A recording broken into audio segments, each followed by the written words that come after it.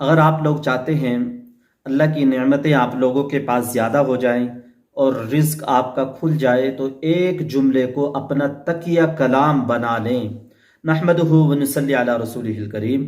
محترم ناظرین، جب آپ لوگ اپنے گھر سے نکلیں، پاکستان ایئرپورٹ پر پہنچ جائیں اور آپ کا جہاز ٹیک آف کر جائے اور جدہ ایئرپورٹ پر لینڈ کر جائے، اور جب آپ لوگ مکہ مکرمہ میں پہنچ جائیں اور اپنے ہوٹل میں داخل ہو جائیں تو سب سے پہلا کام آپ جب مکہ مکرمہ میں داخل ہوں، کسی منزل پر داخل ہوں، تو اس دعا کو لازمی پڑھ لیں، اعوذ بکلمات اللہ التامات من شر ما خلق۔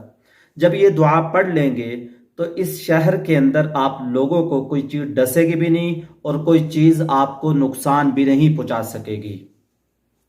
جب آپ لوگ مکہ مکرمہ میں داخل ہوں، اپنے ہوٹل میں داخل ہوں، جب اوپر چڑھیں تو اللہ اکبر کہیں، جب نیچے اتریں تو سبحان اللہ کہیں۔ یہ ہمارے نبی کی سنت ہے۔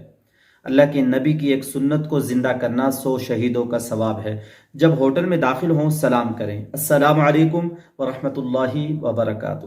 اللہ کے نبی صلی اللہ علیہ وسلم نے ارشاد فرمایا، جب کوئی آدمی گھر میں یا کسی منزل میں داخل ہوتا ہے، وہ سلام کرتا ہے اور گھر میں کوئی شخص نہیں ہے تو اس آدمی کا سلام فرشتے مجھ تک پہنچاتے ہیں۔ اس کے بعد آپ لوگ درود شریف پڑھیں، ایک مرتبہ بسم اللہ الرحمن الرحیم پڑھیں، اس کے بعد سورہ اخلاص پڑھیں۔ جو شخص گھر میں داخل ہوتے وقت سورہ اخلاص پڑھے گا، اللہ تعالیٰ اس کے فقر کو دور کر دے گا، اس کے قرضوں کو اتروا دے گا، اس کی ساری پریشانیاں ٹینشنیں ختم کر دے گا۔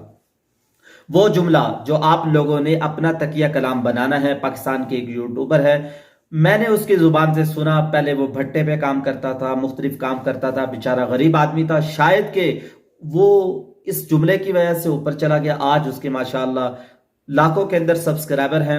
وہ یہ کہہ رہا تھا، اگر آپ لوگ چاہتے ہو تمہارے سبسکرائبر بڑھ جائیں تو جب ایک سبسکرائبر بڑھے تو کہا کرو الحمدللہ، دوسرا بڑھے تو پھر کہا کرو الحمدللہ۔ میں آپ لوگوں کو کہتا ہوں، حج کا سفر مشقت کا سفر ہے۔ جب آپ ایک منزل سے دوسری منزل پر خیر کے ساتھ، عافیت کے ساتھ پہنچ جائیں تو الحمدللہ ضرور کہیں۔